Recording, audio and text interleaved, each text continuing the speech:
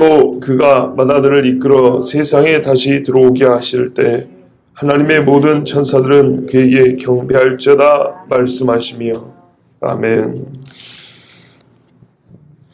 맏아들이라 그랬습니다. 예수님을 맏아들. 창세기 보면은 이스라엘 12아들 중에 맏아들 르우벤이 있습니다. 이 르우벤을 야곱이 죽기 전에 축복 내지는 예언을 하는데 뭐라 그랬냐면요. 르우벤 아들은 내 장자요, 내 기력의 시작이다 그랬습니다. 나의 능력이요, 이렇게 너는 내 장자요, 내 능력이요, 내 기력의 시작이라. 그 다음에 옛날 번역에 위광이 초등하고, 그러니까는 빛이 월등하다 이렇게 번역이 있죠. 요즘 이제 새 번역에는 권능이 탁월하다. 빛이 있고 권능이 다른 형제에 비해서 탁월하다 그랬습니다. 그런데 우리가 르우벤의 삶을 보면 이런 이야기가 전혀 어울리지 않습니다. 그 말은 본시 그렇게 타고났다는 얘기입니다. 원래는 장자이기 때문에 그 빛이 다른 형제들에 비해서 참 밝고 능력이 탁월해서 큰아들답다. 이렇게 원래는 르우벤에게 하나님이 그 훌륭함을 주셨다는 얘기입니다. 이게 장자입니다. 시편 89편 27절에 내가 또 그를 장자로 삼고 세상 왕들에게 지존자가 되게 하며 그랬습니다. 장자로 삼으면 지존자가 됩니다. 특별하다는 얘기입니다. 능력도 많고 영광도 많고 이게 장자에게 주신 복입니다. 존귀하죠. 그리고 장자는 2배 받습니다. 그죠? 2배. 유산을 2배 받습니다. 신명기 21장 17절에 혹 미움을 받는 부인의 아들이라 할지라도 부인이 여럿일 경우에 장자는 부인이 이쁘건 밉건 상관없이 무조건 먼저 태어난 애를 장자로 삼을 것이고 몫을 2배로 주라 그렇게 되어 있습니다. 그에게는 2 몫을 줄 것이니 그는 자기의 기력의 시작이라 장자의 권리가 그에게 있음이라 그랬어요. 그래서 요셉의 아들이 2이 있었는데요. 에브라임과 므낫세죠. 요셉에게 장자권이 내려갔기 때문에 2 아들을 손자를 야곱이 이 2은 내 것이다. 그래서 내 2 아들로 삼다고 하고 2 몫을 줬습니다. 요셉이 장자권을 가져왔다는 겁니다. 또 맏아들 장자는요, 형제들 중에 제사장 노릇을 합니다. 그러니까 그 형제들을 하나님께로 가까이 이끄는데 하나님 앞에 쓰임을 받습니다. 실제로 요셉이 하나님의 자녀들 12형제를 자기를 포함해서 하나님 앞으로 이렇게 나아가는데 그 이스라엘을 선택받은 백성답게 성장시키고 가나안에 들어갈 믿음의 사람들을 이렇게 그 후손들을 준비하는데 요셉이 참 크게 쓰임을 받았습니다. 그런데 그 중에 또 유다라는 사람이 베냐민 대신 자기가 죽겠다고 해가지고 진짜 제사장 역할을 감당했습니다. 자기가 대신 종이 되겠다고 그랬어요.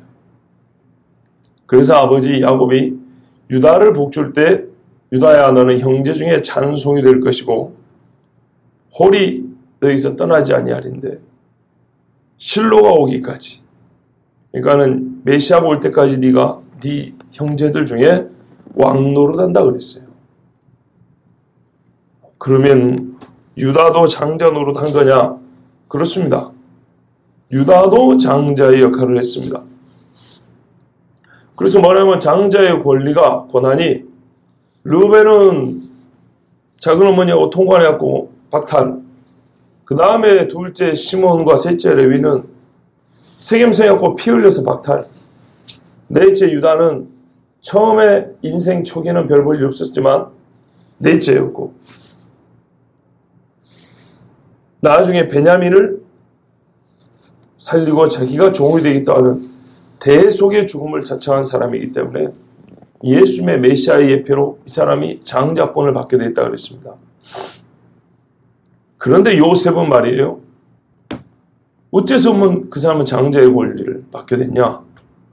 그 하는 거 보십시오. 장자권을 못 받겠는가 받겠는가.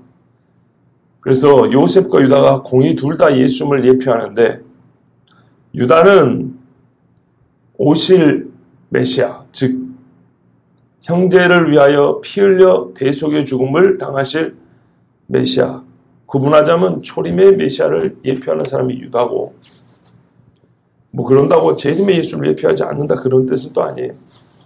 눈에 확 들어오기가 그렇다 이 말입니다. 그리고 요셉은 총리의 삶을 살았죠. 예, 아주 영광스러운 삶을 살았습니다. 그리고 두 몫을 받았습니다. 그런 또 그의 인생 초기에는 고생을 또 많이 했어요.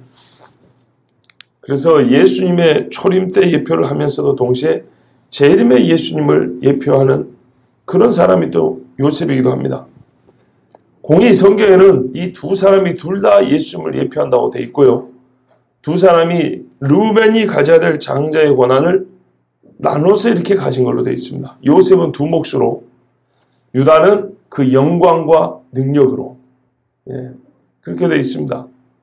그래서 나중에 말씀드린 대로 유다 지파하고 요셉의 아들 에브라임 지파가 사사시대하고 왕정시대 때 보면 아주 라이벌 관계로 서로 이렇게 다투는 게 실제 역사에서 나타난다고 그랬습니다. 하여튼 이렇게 볼 때 맏아들이란 영광과 존귀함이 있고 몫을 두 배로 받고 제사장이며 왕의 역할을 또 왕의 권한을 가진 이가 형제들 중에 맏아들 장자입니다. 그런데 예수님을 보고 맏아들이라고 그랬어요.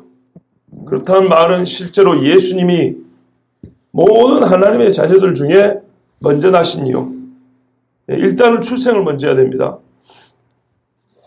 또 영적으로 볼 때에도 축복을 두 배를 받은 존재예요. 영광과 존귀함이 있고 형제자매들을, 형제라고 해야 되죠. 이 형제들의 지도자가 되는 역할을 하는 자, 이 자가 맏아들인데 예수님이 그런 분이다 이렇게 부른 겁니다. 그리고 실제로 우리 예수님은 이 구약의 예표를 넘어서서 진짜로 우리 모든 사람들에게 맏아들의 역할을 감당하셨습니다. 누가복음 2장 7절에 보면 맏아들을 낳아 강보로 싸서 구유에 누였으니 이는 사관에 있을 곳이 없음이라고 옛날 번역에 이렇게 되는데 요즘 번역에는 첫 아들 이렇게 되어 있습니다. 느낌이 다릅니다. 맏아들은 시간적인 순서로만 앞이다는 것을 말하는 게 아니고 아까 말했던 이 모든 권한, 큰아들의 권한을 가진 자를 표현할 때 맏아들이라고 그럽니다. 시간적으로 앞서는 건 당연한 거고요. 그래서 옛날 번역이 낫습니다. 예수님은 육신으로도 맏아들로 태어나셨고 영적으로 말하면 더욱 맏아들입니다. 로마서 8장 29절에 하나님이 미리 하신 자들로 또한 그 아들의 형상을 본받게 하기 위하여 미리 정하셨으니 이런 걸로 많은 형제 중에서 맏아들이 되게 하려 하심이라 그랬어요. 예수님을 맏아들이 되게 하셔가지고 뒤따르는 우리가 그 맏아들의 형상을 본받게 살게 했다 그랬습니다. 예수님이 맏아들이시고 이제 하나님을 믿는 우리는 아들의 자녀의 권세를 받았는데 누구를 따라 살면 되냐면 그 맏아들을 따라 살면 되는 거예요. 그래서 더욱 예수님을 맏아들의 자리에 두셨다 이랬습니다. 이 맏아들을 이끌어서 세상에 다시 들어오게 하실 때 그랬어요. 근데 말이 같은 것 같지만 원래 말 뜻에 따르면 약간 좀 다릅니다. 이렇게 돼야 돼요. 또 맏아들을 이끌어 세상에 다시 들어오게 하실 때가 아니고 또 다시 맏아들을 이끌어 세상에 들어오게 하실 때 또다시 맏아들을 이끌어 들어오게 하실 때 하나님께서는 그 맏아들을 다시 세상에 들어오게 하실 작전을 갖고 계셨고 그렇게 하실 겁니다. 이 맏아들을 가지고 하실 일이 하나 더 있어요. 그건 다른 종류가 아니고 처음에 이 땅에 들어오게 하신 것처럼 한 번 더 들어오게 하신대요. 하나님께서는 원래 이 두 가지 계획을 갖고 있어요. 같은 일인데 두 번 계획을 갖고 있어요. 두 번 세상에 오게 해야지. 그래서 우리가 재림이라고 그러죠. 왜 세상에 다시 들어오게 하십니까? 첫 번째는요, 구원을 완성하려고 합니다. 우리가 잘 아는 히브리서 9장 27절 다음 28절에 이와 같이 그리스도도 많은 사람이 죄를 담당하시려고 단번에 들으신 바 되셨고, 이 처음 왔을 때, 그 다음 이제 다시 오실 때는 구원에 이르게 하기 위하여 죄와 상관없이 자기를 말하는 자들에게 두 번째 나타나시리라. 또 왜 다시 들어오시냐? 죽은 자들이 부활하여 일어나게 하시려고. 데살로니가전서 4장 14절에 우리가 예수에 죽었다가 다시 사심을 믿을진데 이와 같이 예수 안에서 자는 자들도 하나님이 저와 함께 데리고 오시리라. 예, 죽은 자의 부활이 예수님 오셔야 가능합니다. 또 왜 오시냐? 뭐 앞에 말하고 약간 중복되는 것도 있어요. 요한계시록 1장 7절에 볼죄다. 구름을 타고 오시리라. 각인의 눈이 그를 보겠고 그를 찌른 자들도 볼 터요. 땅에 있는 모든 족속이 그를 인하여 애곡하리니 그를 하리라. 아멘. 누구를 봐요? 찔렀던 자. 찌른 자가 내가 찔러 죽인 그가 오는 걸 본대요. 그 말은 무슨 말일까요? 기겁할 일이죠. 나는 찌른 자고 저 사람은 찌름을 당한 자인데 그가 구름을 타고 오신단 말이에요. 무슨 말이죠? 정체가 드러나죠. 아, 저가 죄인이 아니고 구원자였구나. 내가 죄인이었구나. 이게 확실해져야 심판을 하든지 상을 주든지 할 거 아닙니까? 그래서 감추인 것을 드러내고 마음의 뜻을 드러내고 심판하려고 오십니다. 고린도전서 4장 5절에 그러므로 때가 이르기 전 곧 주께서 오시기까지 아무것도 판단치 말라. 그가 어둠에 감춘 것을 드러내고 마음의 뜻을 나타내시리니 그때 각 사람에게 하나님께로부터 칭찬이 있으리라. 하나님 이렇게 드러내신대요.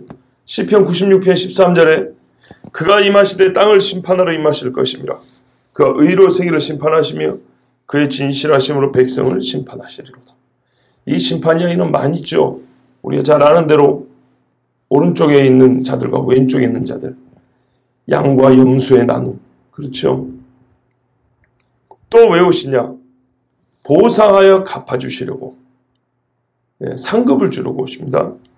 요한계시록 22장 12절에 보라 내가 속히 오리니 내가 줄 상이 내게 있어 각 사람에게 그의 일한 대로 갚아주리라 그랬어요. 이 갚으면 어떤 얘기는 버릴 거고 어떤 얘기는 영광이 되겠죠. 요약하면 왜 예수님을 다시 이 땅에 들어오게 하시냐? 구원하시고 심판하시고 하나님 자신이신 예수님이 합당한 영광을 받으시려고. 이 마지막 세 번째 참 중요해요. 원래는 이게 첫 번째 순서입니다. 영광을 받으시러 오는 거예요. 그래서 오늘 말씀 후반부에 하나님의 모든 천사가 저에게 경배할지어다 말씀하셨다고 그랬어요. 경배할지어다. 다시 오실 때 예수님은 맏아들로 오시는데 경배받을 자로 오실 겁니다. 본래 찬송은 하나님만 받는 것이지 사람이 받는 게 아닙니다. 근데 예수님이 오실 때, 다시 오실 때 경배를 받는답니다. 그 말은 예수님이 하나님이심이 만천하에 드러난다는 얘기죠. 조각한 신상을 섬김이 허무한 것으로 잘하는 자는 다 수치를 당할 것이라. 너희 신들아 여호와께 경배할지어다 하고 시편 97편 7절에 말씀했어요. 그래서 중보자적인 종의 사역을 감당하러 오신 예수님은 이 땅에서 찬양을 받지 않으셨어요. 이게 뭔 소린가 싶죠? 예수님이 이 땅에 태어나실 때 천사들이 들판에 있는 목자들에게 예수 나신 소식을 알려주면서 매우 기뻐했습니다. 그런데 천사가 예수님을 노래했던가요? 아니죠. 하나님을 노래했습니다. 하나님을 찬송했어요. 병 고침 받은 자들이 예수님을 찬송했습니까? 전부 다 성경에 뭐냐면 그들이 기뻐하며 하나님께 경배를 돌리니라. 하나님께 영광을 돌리니라. 다 이렇게 되어 있어요. 예수님도 아버지께 영광을 돌려야 되어 있어요. 그런데 예수님이 칭찬 한마디 안 들었다는 얘기는 아니지만 근본적인 의미에서 하나님께 합당한 영광과 찬송은 하나님께, 성부 하나님께 올려졌지 이 땅에 육신으로 온 하나님이 예수님이 그걸 받지는 않으셨어요. 항상 그랬습니다. 그런데 예수님이 다시 오실 때는요, 자기가 직접 찬송을 받습니다. 직접 경배를 받습니다. 아까 우리가 마태복음에 예수님이 24장, 25장 같은 보면은 종말의 심판 이야기 하신다 그랬는데 16장에 이미 그 이야기를 하셨어요. 내가 와가지고 심판한다, 갚아준다. 그런데 그때 뭐라냐면 내가 어떻게 온다 이렇게 표현하냐면요. 인자가 아버지의 영광으로 그 천사들과 함께 오리니 그랬어요. 인자가 아버지의 영광으로 천사를 대동하고 같이 올 때는 내가 심판한다 이렇게 돼 있어요. 또 19장에는요. 마태복음입니다. 세상이 새롭게 되어 인자가 자기 영광의 보좌에 앉을 때에 그랬어요. 새하늘과 새 땅이 만들어지고 인자가 아버지의 영광으로 자기 영광의 보좌에 앉을 때 그때는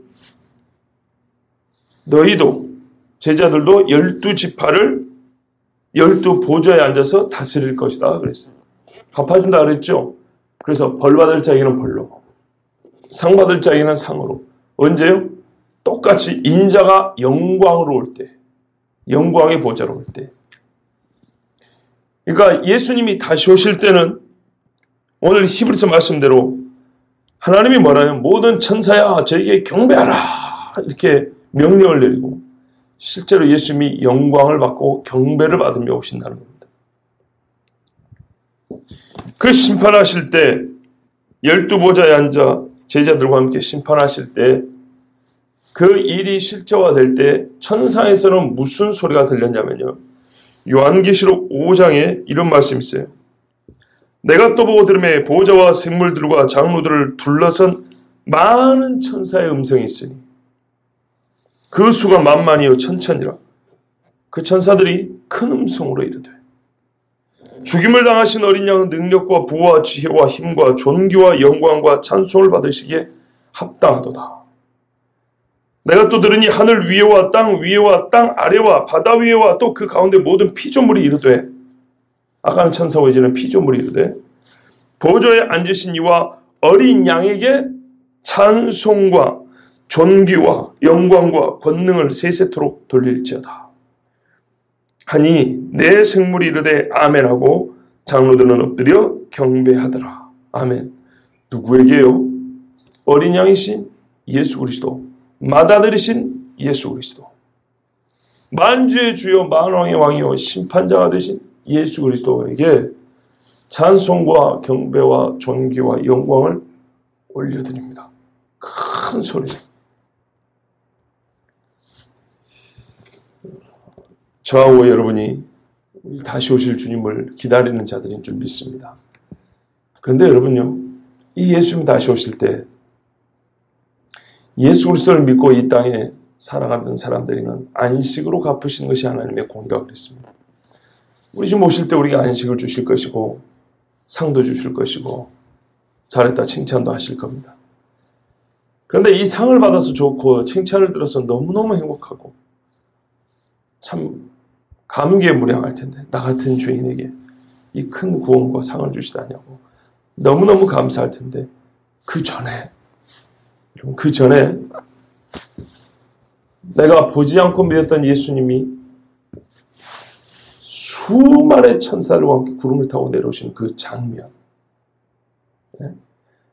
우주를 진동할 만한 진짜 지구가 통째로 흔들릴 만한 그 나팔 소리와 천사장의 호령 소리,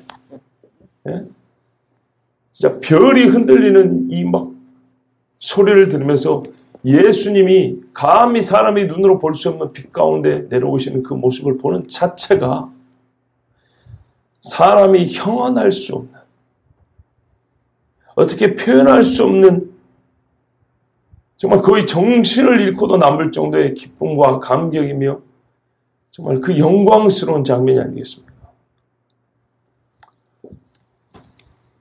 저는 무슨 상을 받기도 전에 예수님이 그 영광 중에 오는 그 장면만 보고도 그 중에 그 오시는 그 예수님을 내가 찬송을 한다. 내 입을 열어 찬송한다는 이 사실 하나만 가지고도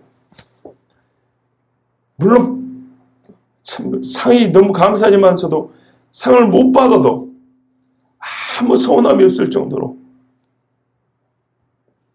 정말 이 땅에 우리가 어떤 그 기쁨들 다 모은 것에 이 모은 것을 가지고도 그 기쁨과 감격이 이만큼 비교할 수 없을 정도로 크지 않을까. 우리가 감당할 수 없는 기쁨이지 않을까.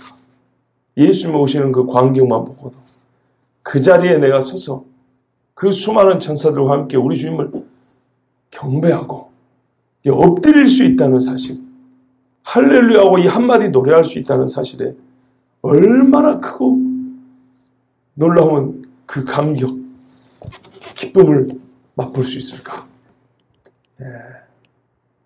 기다려집니다. 오늘 말씀은 경배할지어다 그랬는데요. 아무나 경배합니까? 지옥에 있는 영혼들은 경배할래 할 수가 없고 예수를 믿지 않은 사람들은 아무리 경배하라 해도 그 존귀와 영광을 맛보라 해도 절대로 이들에게는 허락되지 않습니다. 예수님을 경배할 수 있는 허락이 주어지고 예수님을 찬송할 수 있는 그 기회가 우리에게 주어졌습니다. 이 또한 얼마나 감사한지 모릅니다. 오늘 주일날 그 큰 기쁨과 감격을 미리 맛볼 수 있고 예행 연습할 수 있는 날입니다. 하나님을 경배하고 주 예수 이름을 찬송할 수 있으니 그 자체로 얼마나 감사하고 얼마나 큰 기쁨인지 모릅니다. 우리 하나님께 다시 오실 우리 주 예수 그리스도께 찬송과 경배로 영광 돌리는 저와 여러분 되기를 바랍니다. 기도하겠습니다.